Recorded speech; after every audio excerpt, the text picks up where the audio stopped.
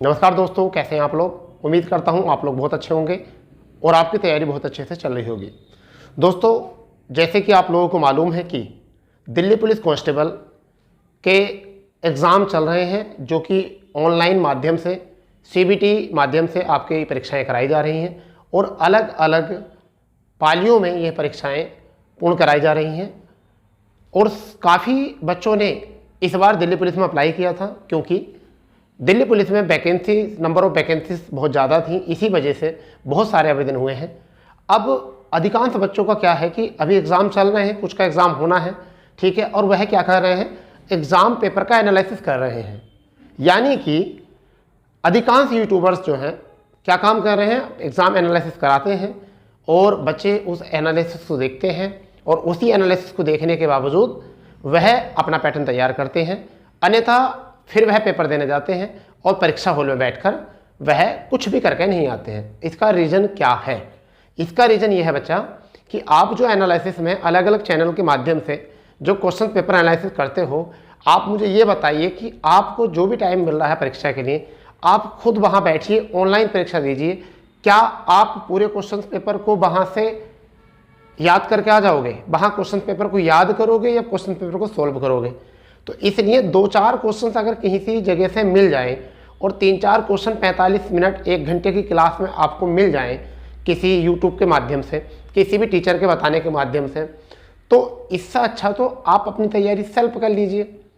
आपको सबको पता है कांस्टेबल की परीक्षा है और कांस्टेबल की परीक्षा में अधिकांश बच्चों से आप मालूम करके देखिए, बात करके देखिए। जो भी बच्चे एग्ज़ाम देकर आ रहे हैं उनसे बात करके देखिए। एक ही एनालिसिस होगा जो आपका टीचर्स आपको बताएगा।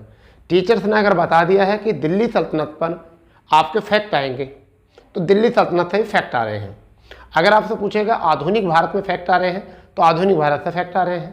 कंप्यूटर से अगर पूछेगा, सीधी सी बात है, कंप्यूटर में 10 क्वेश्चन कंप्यूटर के हैं, 10 क्वेश्चन कंप्यूटर के हैं। इन 10 क्वेश्चन में क्या करेगा? पीढ़ी दर पीढ़ी पूछ सकता है, पीढ़ी दर पीढ़ी पूछ सकता है, या फिर ऐसा मान के चलिए जो GK एनालिसिस होता है वह कर सकते हैं, ठीक है। और एक और बात, अगर हम क्वांटिटेटिव एप्टीट्यूड की बात करें, जिसे हम मैथमेटिक्स कहते हैं, तो यहाँ 15 क्वेश्चन हैं। आपको सबको पता है कि अर्थमेटिक से ही यहाँ से क्वेश्चन आएंगे। किससे आएंगे?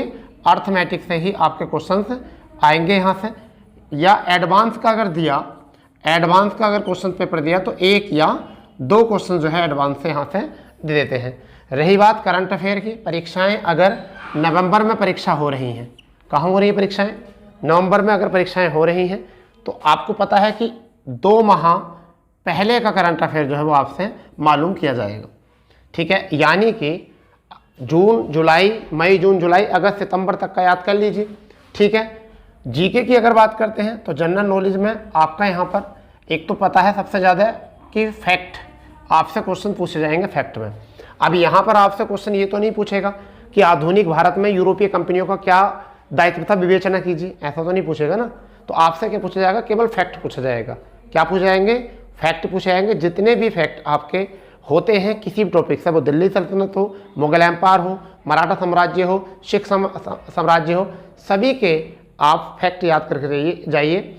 अब सबसे ज़रूरी बात ये हो जाती है कि फैक्ट याद कैसे रह पाएंगे, तो बार बार रिवाइज करके। और जो भी परीक्षा में एक बार आ चुका है वह ऐसा तो नहीं है कि वह बार बार आ जाएंगे आपके। जिस पेपर एनालिसिस के करवाने के बाद जिन क्वेश्चंस को पता चल जाने पर आपका क्या होता है, आप सीधे उसी चीज़ को कॉपी में, किताब में, अपनी नोट्स में खोल कर बैठ जाते हो। ये सब गलत नीतियाँ हैं। जितना टाइम आप इधर उधर देखने में, पेपर एनालिसिस करने को बर्बाद कर रहे हो, मैं तो सीधा कहना है, कहते हैं ना साफ कहना सुखी रहना, सीधी सीधी बात है, ज़्यादा टाइम बर्बाद ना करें। एक ये तो तरीका होता है कि पेपर अगर ऑफलाइन हो तो पेपर मिल जाता है, पूरे पेपर को एनालिसिस कर दिया जाएगा। बच्चों, आपके जो है ना खिलवाड़ हो रहा है आपके साथ, आपको ही माध्यम बनाया जा रहा है सारे पैसा कमाने का। क्योंकि अगर आप कोर्स खरीदोगे तब भी आप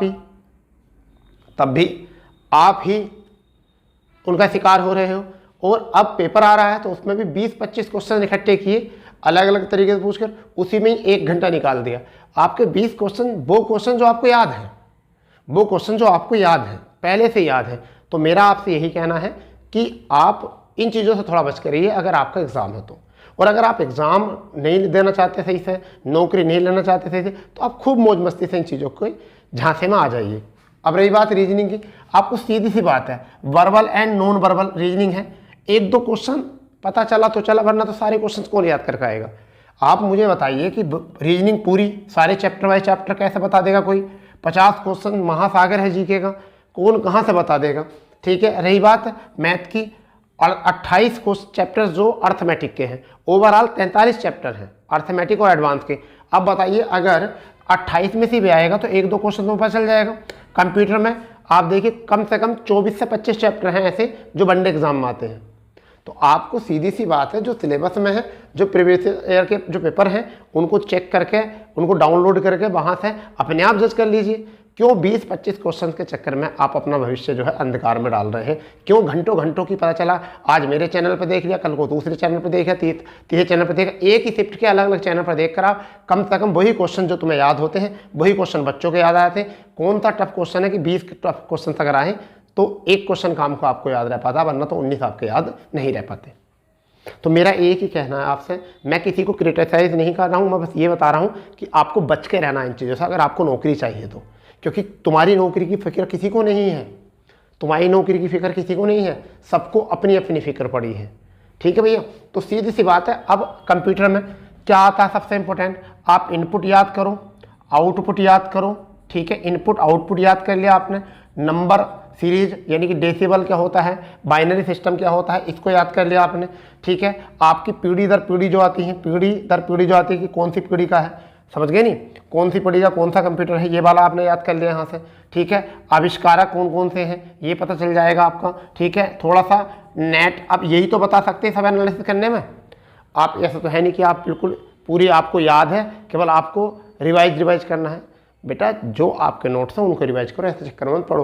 किसी ने कह दिया कि भाई आपके मैथ में जो है लाभ हानि में से आ रहा ज़्यादातर, आपने कह दिया कि लाभ हानि में से ज़्यादा आ रहा, आपने लाभ हानि पढ़ ली, कल को तुम्हारे पेपर में लाभ हानि आया ही नहीं, तुम्हारे में आया एकदम साधारण ब्याज या चक्रवृद्धि ब्याज यानी कि SI या CI आपके में आ गया, तो फिर क्या करोगे? आप तो पेपर एनालिसिस करके जा रहे थे ना, तो पेपर एनालिसिस करके कुछ नहीं होता है। ये आपको पता है क्या आना है, कांस्टेबल की परीक्षा क्या आएगा और क्या आएगा, क्या GS में पूछेगा, सब फैक्ट पूछे, किसी से पूछो 2-4 क्वेश्चन के जवाब दे सकता, उससे ज़्यादा वो नहीं बता सकता। ठीक है, और अगर कोई क्वेश्चन जोड़ रहा है तो सब अपनी तरफ से 20, 25, 30, 35 क्वेश्चन करके आपके सामने उपलब्ध करा देते हैं कि लो जी। ठीक है, रही बात रीजनिंग की, रीजनिंग में भी कोई क्वेश्चन नहीं बताता, बस बता सकता है इस चैप्टर से आ रहे हैं, उस चैप्टर से आ रहे हैं, यहाँ से आ रहे हैं, वहाँ से आ रहे हैं, घन से आ रहा है, पासे से आ रहे हैं, कैलेंडर से आ रहा है, रक्त संबंध से आ रहा है। तुम्हें पता है जब भी कोई पेपर होता है हर बार यहाँ से आते हैं, समझ गए, जब भी कोई पेपर बनता है हर बार यहाँ से बनता है, तो ये कॉमन चैप्टर है। ठीक है, क्यों बर्बाद कर रहे हो अपने आप को इतना टाइम, जितना टाइम इन चीज़ों में बर्बाद करते हो इतना अपनी फोकस करिए अपने सिलेबस पर, अपने नोट्स को बार बार रिवाइज करिए। ठीक है दोस्तों, तो चलिए, वैसा मैं तो आपको कहूँगा नहीं, वैसा संविधान में जो है आर्टिकल भी पूछे जा रहे हैं, अब सब तुम क्या करोगे, इतनी बात को देखते ही सारे आर्टिकल याद कर लोगे, तो इस चीज़ से थोड़ा बच के रहिए कि ऐसा ना हो कि आप इसी चीज़ के शिकार हो जाए और आपका सिलेक्शन रह जाए। ठीक है दोस्तों, तो मिलते हैं ऐसी जानकारी के साथ, जब तक के लिए जय हिंद, जय भारत, वंदे मातरम।